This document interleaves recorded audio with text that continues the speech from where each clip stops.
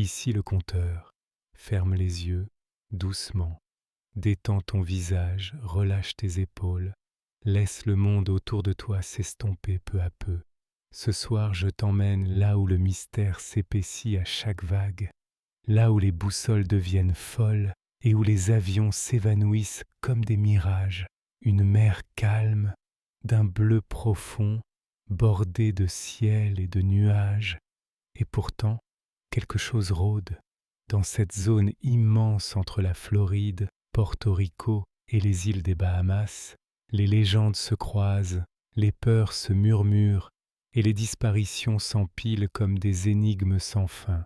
Ce triangle invisible, connu dans le monde entier, fascine autant qu'il inquiète. Ce soir, sans crainte, nous allons y entrer, ensemble, non pas pour chercher des réponses, mais pour dériver lentement parmi les récits les plus étranges de la mer. Nous longerons les courants tranquilles, traverserons les brouillards mystérieux, écouterons les derniers messages radio avant le silence. Tu n'auras rien à faire, juste écouter, te laisser porter, t'endormir peut-être, car là où nous allons, le temps s'efface, et les frontières du réel se brouillent comme les lignes sur une vieille carte marine. Bienvenue dans le triangle des Bermudes. Imagine-toi voguer doucement sur une mer sans rides. Pas un souffle de vent, pas une vague, juste la ligne d'horizon qui fond dans un ciel pâle. À l'époque des grandes explorations, ces eaux semblaient point des prometteuses. Et pourtant, elles furent aussi les premières à faire naître la peur. Nous sommes à la fin du XVe siècle. Christophe Colomb, sur sa toute première traversée vers ce qu'il pense être les Indes, pénètre dans cette zone étrange. Dans son journal de bord, il note un phénomène qu'il ne comprend pas. Sa boussole, fidèle jusqu'alors, semble dévier sans raison.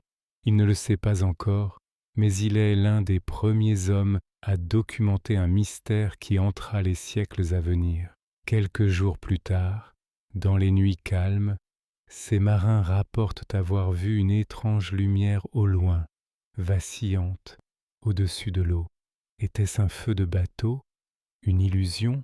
Personne ne saura jamais. Ce ne sont que les premiers frissons d'un long récit de pertes inexpliquées. Avançons un peu dans le temps. XVIIe siècle. Des galions espagnols chargés d'or et d'épices quittent les Caraïbes, tentant de rejoindre l'Europe. Certains n'arriveront jamais. Pas de traces de tempête. Aucun survivant. Juste une disparition complète, silencieuse. Parfois quelques fragments de bois flottants ou un tonneau éventré. Mais le plus souvent, rien. C'est comme si l'océan avait avalé les navires d'un seul coup, sans bruit, sans laisser d'indices. À chaque siècle, des marins rapportent des histoires similaires, des embarcations entières qui s'effacent de la surface du globe dans un calme presque surnaturel. Certains parlent de courants étranges, de tourbillons invisibles qui aspireraient les bateaux vers les profondeurs. D'autres évoquent des bancs de brume si épais qu'on ne voit plus à 1 mètre et dans lesquels les sons eux-mêmes semblent s'étouffer. Mais ce qui rend ces récits si troublants, c'est l'absence d'alerte. Pas de signal, pas de cri, juste un silence. Un silence comme on n'en entend que dans les rêves ou les cauchemars. Le triangle des Bermudes n'avait pas encore ce nom. On ne parlait pas encore de malédiction. Mais les marins de l'époque savaient. Ils savaient qu'il y avait une portion de l'océan qu'on traversait avec prudence, parfois avec prière. Des hommes posaient un talisman sur la proue du navire, d'autres gravaient des symboles de protection sur les mâts. Les capitaines faisaient le tour quand ils le pouvaient, même si cela leur coûtait plusieurs jours de navigation.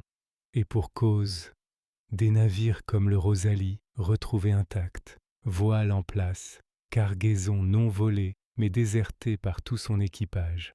Aucune trace de lutte, pas de sang, pas de tempête notée ce jour-là. Les plats étaient encore sur la table, les lampes brûlaient toujours, le bateau dérivait lentement, comme si tout s'était arrêté en un instant. Les journaux de bord s'interrompaient sans un mot. Ce genre d'histoire a nourri les soupçons, les superstitions, Les récits de marins devenaient des murmures dans les ports, des avertissements à demi-mot, des « tu verras bien » soufflés entre deux gorgées de rhum. L'homme de la mer, pragmatique et dur, n'est pas prompt à la peur. Mais dans cette zone, il y avait quelque chose qui les faisait douter. Peut-être pas de leur métier, mais de la réalité elle-même. Certains évoquaient des lumières au fond de l'eau, d'autres des mirages étranges, des visions d'îles qui n'existaient pas, ou de navires fantômes apparaissant au crépuscule. D'aucuns disaient avoir entendu des chants venus de nulle part, portés par un vent immobile. Il faut imaginer ces hommes dans le noir total, sans aucune lumière électrique, guidés seulement par les étoiles. Quand le ciel se couvre, il ne reste rien, juste le clapotis régulier de l'eau contre la coque. Et quand la boussole se met à tourner lentement sur elle-même, sans raison, l'inquiétude devient panique.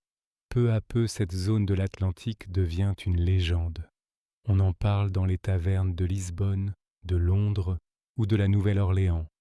Elle n'a pas encore de nom précis, mais les cartes commencent à la cerner. 3 points invisibles qu'on relie entre eux mentalement, la pointe de la Floride, Porto Rico et les Bermudes. Une forme triangulaire, une zone fatale, et chaque fois qu'un navire disparaît là-bas, les archives notent simplement « perdu en mer ». Mais ceux qui savent, ceux qui ont entendu les histoires, eux ne sont pas dupes.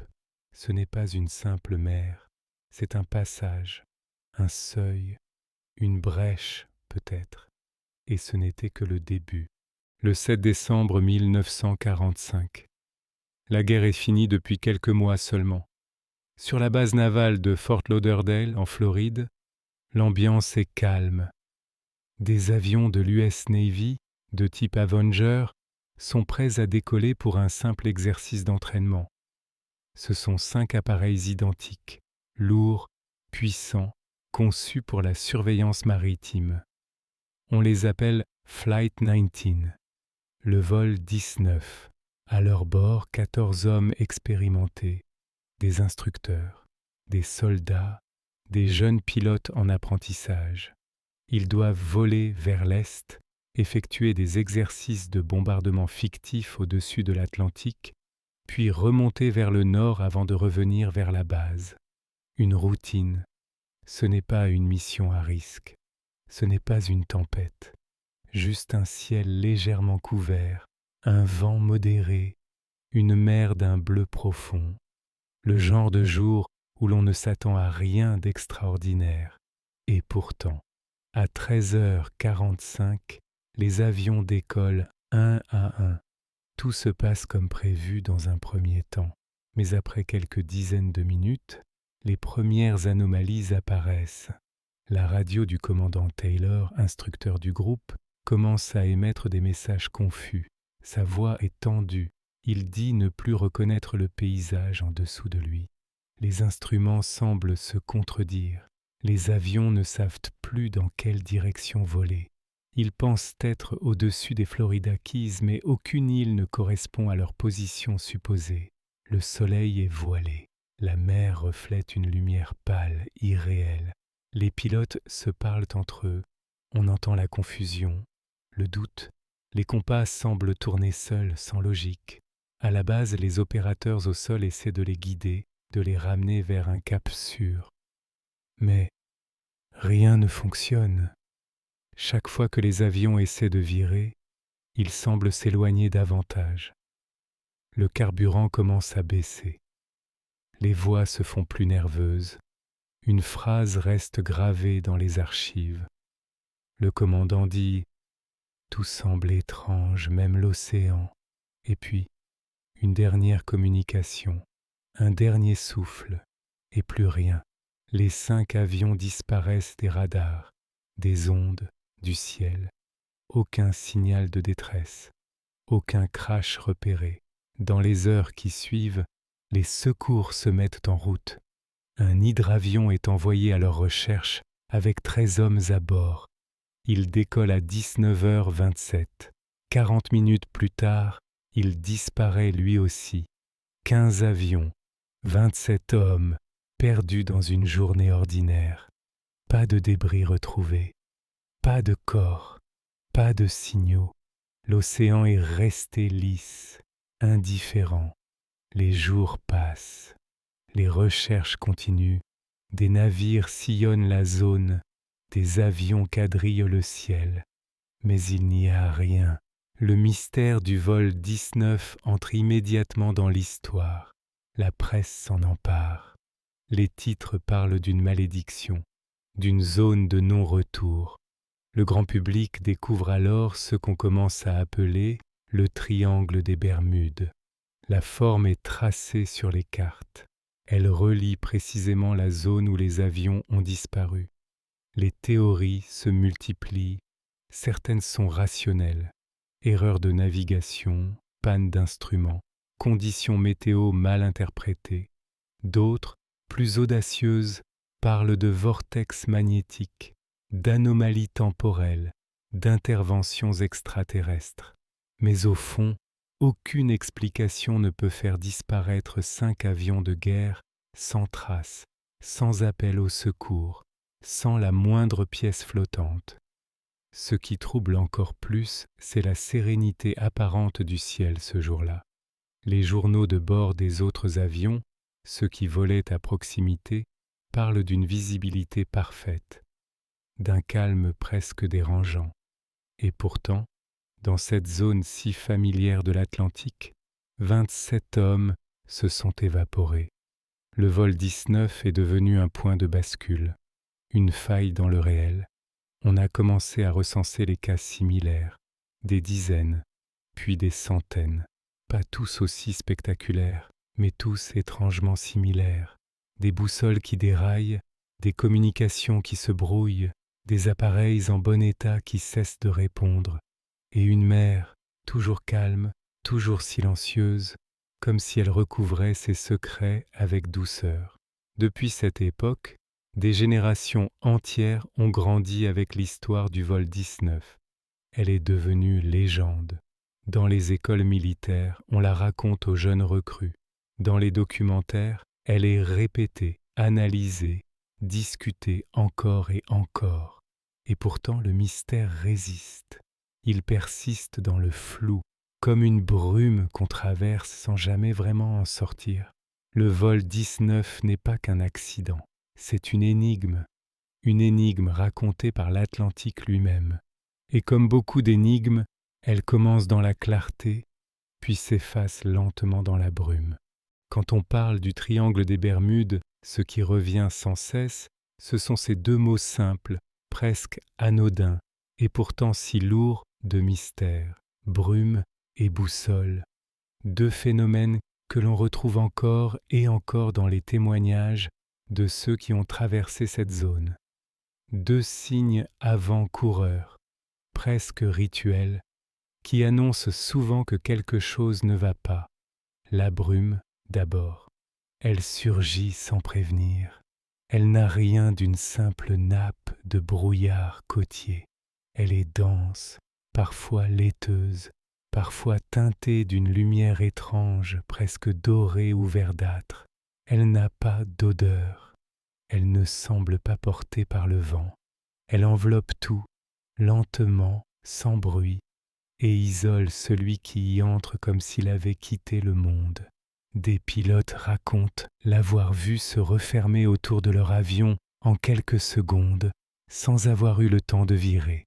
Des navigateurs disent l'avoir vue onduler à la surface de l'eau, comme si elle respirait, vivante.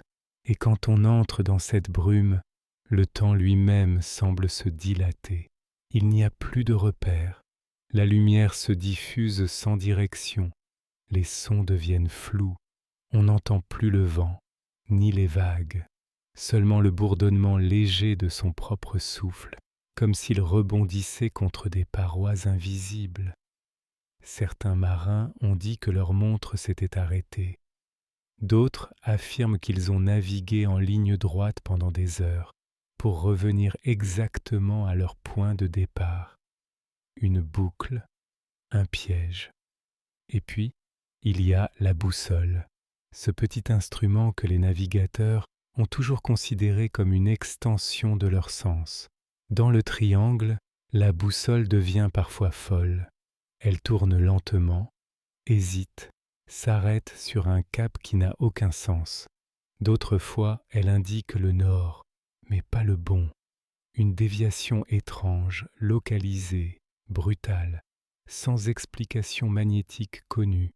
Il existe 2 endroits sur Terre où le nord magnétique et le nord géographique sont parfaitement alignés, créant ce qu'on appelle un zéro de variation magnétique. L'un de ces points se trouve dans le triangle. Est-ce une coïncidence? Peut-être.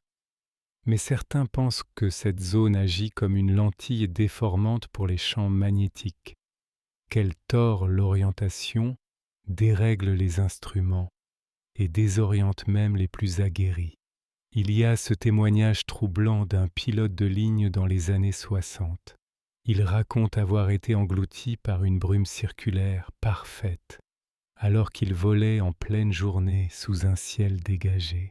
À l'intérieur, sa radio s'est coupée, sa boussole tournait doucement comme si elle dansait.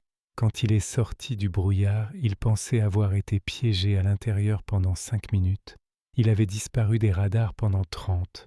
À son arrivée, les contrôleurs aériens n'avaient aucune explication, aucun signal, aucune trace sur leurs écrans, juste un trou dans le temps.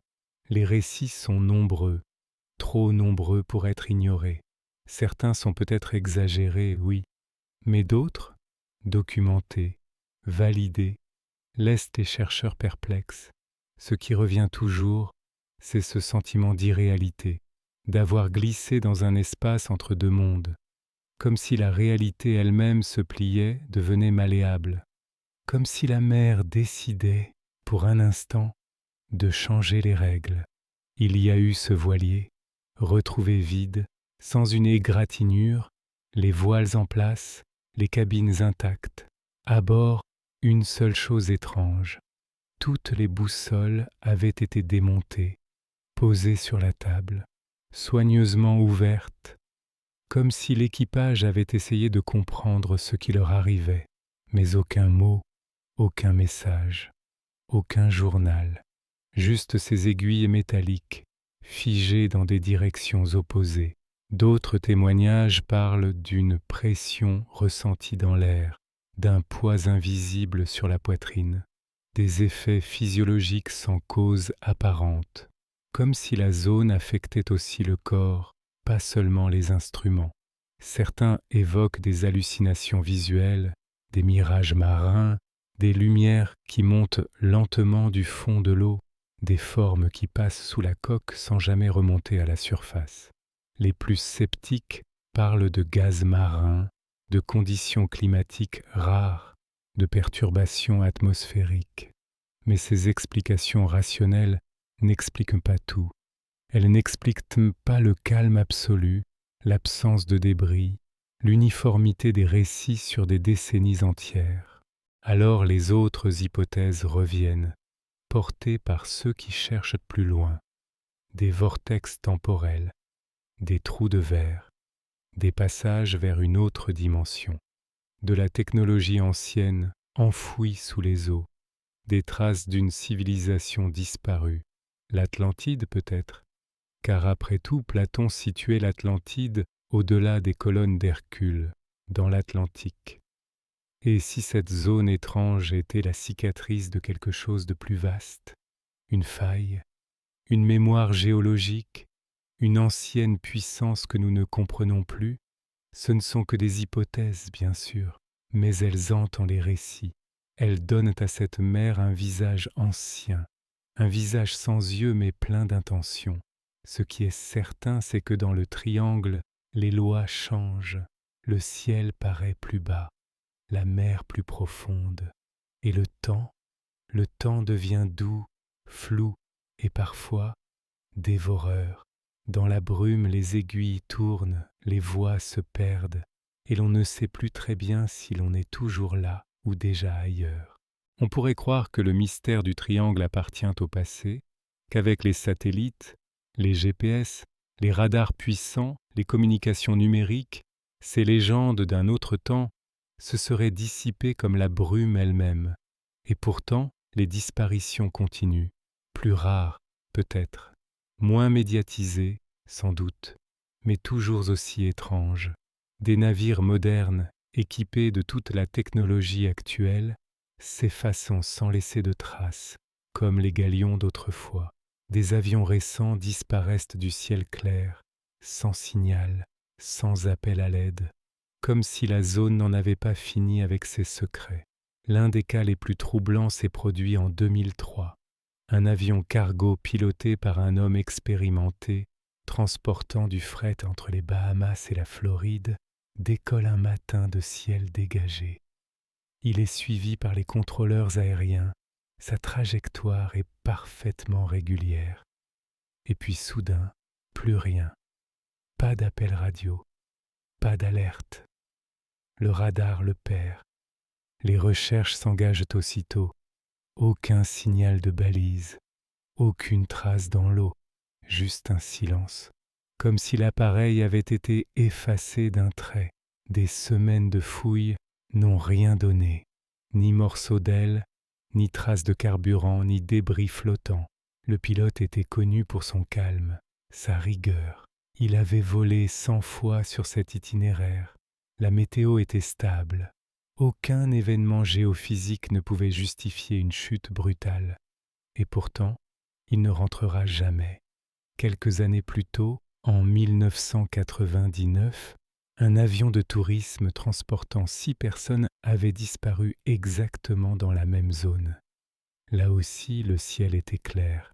Les dernières communications étaient normales. Puis le silence. Une disparition nette. Les familles n'ont jamais obtenu d'explication. On leur a parlé d'un perte de contrôle, d'un incident en mer. Mais les mots sont vagues.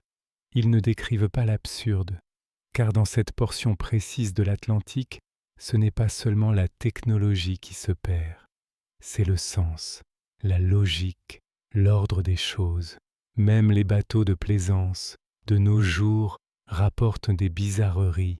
Il y a eu ce catamaran de luxe, en 2017, retrouvé à la dérive, moteur coupé, tout en ordre, les tablettes des passagers posées sur la table, les vêtements secs, les cabines impeccables, mais aucun être humain à bord, l'équipage volatilisé, pas de traces de lutte, pas d'accident visible, un navire fantôme dans les eaux chaudes d'un matin calme.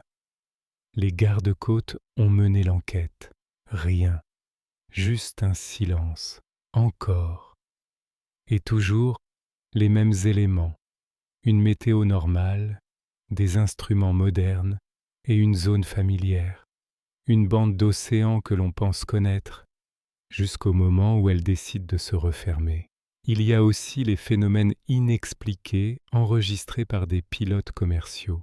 Ces grands avions de ligne qui transportent des centaines de passagers au-dessus du triangle tous les jours. La majorité du temps, tout va bien. Mais parfois, il se passe quelque chose. Les boîtes noires l'attestent. Une chute soudaine de signal, une dérive brutale de position GPS, des instruments qui se figent pendant quelques minutes, un retour à la normale sans que personne ne sache pourquoi. Les passagers, eux, ne remarquent rien. Mais dans le cockpit, les visages se tendent, car ces minutes perdues, ces données illogiques, ils les notent et ils s'en souviennent. Les compagnies n'en parlent pas, trop dangereux, trop d'impact sur l'image, mais les pilotes, entre eux, savent. Ils se racontent, ils se conseillent, et certains avouent, à demi-mot, qu'ils évitent de survoler le cœur du triangle quand ils peuvent. Pas par peur, mais par respect, comme on évite un ancien cimetière dans la nuit. Et puis il y a les enregistrements, ces voix faibles, captées par des radios amateurs qui surgissent parfois, sans qu'on sache d'où elles viennent, des appels perdus, des mots interrompus, des messages de détresse qui semblent venir du passé, des fréquences vides qui soudain bruissent d'un souffle puis d'un non puis de rien. Certains y voient des interférences naturelles, d'autres parlant de rémanence, d'écho, comme si la mer conservait dans ses couches profondes des fragments d'ondes et de voix humaines, des souvenirs techniques, des fantômes d'appareils disparus. La science n'aime pas ces idées, elle préfère les explications simples, les erreurs humaines, les pannes mécaniques, les mauvaises conditions météo. Mais dans tant de cas récents, aucune de ces raisons ne suffit. Les appareils sont neufs, les équipages entraînés, les conditions parfaites. Et pourtant, le résultat est le même qu'au temps des voiliers. Une disparition, une absence, une brèche, des familles qui restent sans réponse, des dossiers classés sans explication, et une mer toujours silencieuse. Le triangle, malgré son surnom mystérieux, n'a pas de mur, pas de lumière étrange visible depuis l'espace. C'est une zone comme une autre en apparence, et c'est peut-être ça, le plus dérangeant. Elle n'a rien d'hostile, elle est belle même, l'eau y est claire, les îles y sont accueillantes, les plages dorées, les récifs colorés, c'est un paradis. Et pourtant, derrière ce calme se cache une mémoire de disparition, d'absence qui ne s'explique pas. Et tant que ces cas modernes continueront d'exister, tant que des avions s'effaceront dans un ciel clair, tant que des bateaux modernes se videront de leurs âmes sans raison, alors le mystère restera vivant. Peut-être que le triangle n'est pas une malédiction. Peut-être que c'est juste un rappel que même dans ce monde hyper connecté, quelque chose nous échappe, quelque chose de plus vaste, de plus ancien et de plus silencieux que tout ce que nous connaissons. Depuis que les premières disparitions ont été documentées, les théories n'ont cessé de naître autour du triangle des Bermudes. Certaines sont simples, rationnelles, presque rassurantes. D'autres, au contraire, ouvrent la porte à l'invisible, à l'insaisissable. Et toutes, qu'on les croie ou non, ont quelque chose en commun. Elles cherchent à comprendre pourquoi tant de choses se perdent dans cette zone de l'Atlantique. La première explication souvent avancée, c'est celle de la météo. La région du triangle est connue pour ses orages soudains, ses tempêtes tropicales, ses ouragans imprévisibles. Les masses d'air chauds et humides y forment parfois, en quelques heures, des perturbations si puissantes qu'un avion ou un bateau peut se retrouver pris dans un piège brutal, sans avoir eu le temps de réagir. C'est vrai, et cela explique sans doute certains incidents, mais pas tous, pas ceux survenus par ciel clair, pas ceux où aucun signal n'a été envoyé, pas ceux où l'équipage semblait, quelques minutes avant, parfaitement en contrôle. Une autre hypothèse repose sur la géographie sous-marine. Le fond de l'océan, dans cette zone, est particulièrement irrégulier. Des fosses abyssales y côtoient des plateaux marins, des crevasses soudaines plongent vers des profondeurs où la lumière ne pénètre plus. On parle ici de milliers de mètres de vide. Un appareil qui coulerait ici pourrait disparaître en quelques secondes, aspiré par les courants, déchiqueté contre les reliefs, ou simplement englouti par la noirceur. Ce serait alors la mer elle-même qui cacherait ses secrets. Mais cela ne suffit toujours pas à expliquer l'absence totale de débris, ni les appareils retrouvés intacts, mais vides, ni les phénomènes électromagnétiques rapportés par des dizaines de témoins. Alors, d'autres pistes sont venues. L'une des plus discutées est celle des poches de méthane sous-marines. Des scientifiques ont montré que des dépôts de gaz, en explosant, pouvaient créer des bulles massives remontant à la surface, réduisant brutalement la densité de l'eau. Un navire surpris par une telle bulle pourrait perdre sa flottabilité en quelques secondes et couler sans résister. Cela expliquerait certaines disparitions soudaines de bateaux, mais pas les avions, et encore moins les dérèglements des instruments. Une autre idée, plus technologique, parle d'interférences magnétiques naturelles. La Terre est parcourue de lignes de champs magnétiques, et certains endroits, comme le triangle, pourraient être des nœuds, des zones de perturbation où ces champs deviennent instables. Cela pourrait désorienter les boussoles, perturber les signaux radio, voire affecter certains systèmes électroniques. Ce serait une sorte de tempête silencieuse, invisible à l'œil nu, mais capable de désorganiser le pilotage d'un avion ou la navigation d'un bateau. Cette théorie séduit certains scientifiques. Elle a des bases réelles, mais encore une fois, elle n'explique pas tout. Alors les récits deviennent plus audacieux. Il y a ceux qui parlent de trous noirs miniatures, surgissant brièvement dans l'atmosphère, aspirant tout ce qui passe à proximité. D'autres parlent de distorsions temporelles, de poches où le temps se dilate, se contracte, se répète. Des pilotes rapportent avoir vu le paysage se figer.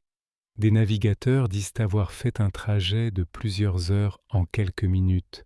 Des témoignages étranges, impossibles à vérifier, mais difficiles à oublier. Et puis, il y a ceux qui regardent vers les étoiles, des civilisations extraterrestres, une base sous-marine, un portail vers un autre monde. On les croit ou pas, mais ces idées reviennent sans cesse, car elles ont ce pouvoir étrange de faire résonner l'inexplicable dans notre imaginaire, comme si au fond de nous, nous savions que tout n'est pas rationnel, qu'il existe des zones floues entre le réel et l'invisible. Les plus ésotériques évoquent des énergies anciennes, des lieux de pouvoir, une mémoire de la Terre. Certains relient le triangle aux lignes de lait, ces lignes énergétiques censées relier les grands lieux sacrés du monde. D'autres pensent que l'Atlantide, cette cité mythique décrite par Platon, aurait sombré ici, et que sa technologie perdue continuerait d'émettre des ondes, d'influencer le monde moderne depuis les abysses. Des idées étranges, fascinantes. Elles n'ont pas de preuves, mais elles persistent. Elles vivent dans les marges, car face à l'inconnu, l'esprit cherche des formes, des histoires, des ponts. Et parfois, ce ne sont pas les faits qui comptent, mais la sensation, ce vertige doux que l'on ressent quand la logique s'effrite, quand les réponses ne suffisent plus, quand le silence devient plus dense que les mots. Il y a aussi une idée plus simple et plus effrayante, que le triangle ne cache rien, qu'il n'y a pas de cause unique, pas de responsable, que c'est un espace du monde où l'accident, l'incompréhensible, l'improbable sont simplement plus fréquents, que c'est un endroit où la chance bascule, où les lois se dérèglent, non pas par magie, mais par cumul, et que nous, humains, avons besoin d'y voir un sens, un fil, un récit. Peut-être que le triangle est juste un miroir de nos peurs, de nos croyances, de notre besoin de comprendre, mais même un miroir déforme, et parfois ce qu'on y voit, ce n'est plus nous, c'est autre chose, une présence, une absence, un mystère encore. Et tant que ces hypothèses s'entrechoqueront sans s'annuler, tant que la mer gardera ses secrets, alors le triangle continuera de flotter, quelque part entre science et rêve. Le voyage touche à sa fin, lentement, doucement, comme une barque qui revient vers la rive sans bruit. Tu es resté longtemps sur les eaux profondes du triangle. Tu as écouté les histoires, les témoignages, les absences. Tu as volé au-dessus des nuages qui n'existent peut-être pas. Tu as croisé des avions sans destination, des navires sans port, et maintenant il ne reste plus rien, rien que le silence, une mer de silence, car tout ce que nous avons traversé ensemble ce soir, tous ces récits entrelacés, ces disparitions sans explication, ces instruments devenus fous, ces brumes denses comme du coton et ces visages effacés, tout cela repose maintenant dans le silence profond de l'océan. Ce silence, ce n'est pas celui de l'oubli, c'est celui du mystère, un mystère ancien, vaste, silencieux, qui n'a pas besoin de se justifier. Il existe simplement, comme les étoiles au-dessus des marins, comme le ressac contre la coque des navires, comme le vent léger sur une aile d'avion. Il n'a pas besoin de mots, ni de preuves, ni de réponses. Le triangle des Bermudes ne se comprend pas. Il s'écoute, il se ressent, il se traverse peut-être, mais il ne se résout pas. Et c'est peut-être cela, justement, qui nous attire autant, ce qu'on ne comprend pas, ce qu'on ne maîtrise pas, ce qui résiste à notre envie de tout classer, de tout expliquer, ce qui glisse entre nos doigts, ce qui ne laisse pas de traces. Le triangle est l'un de ces endroits rares, très rares, où l'humain se sent à nouveau petit. Et ce n'est pas une mauvaise chose. Dans ce monde saturé de données, de certitudes, de cartes précises, de GPS omniprésents, il est précieux de savoir que des zones demeurent indéchiffrables, des zones où l'on peut encore s'égarer, non pas pour se perdre, mais pour se laisser porter.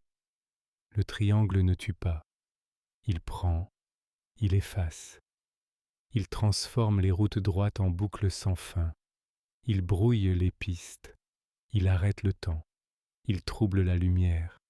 Il n'est pas un monstre tapi sous les vagues, il n'est pas un piège, il est un espace d'oubli, un entre-deux, un pli dans le réel.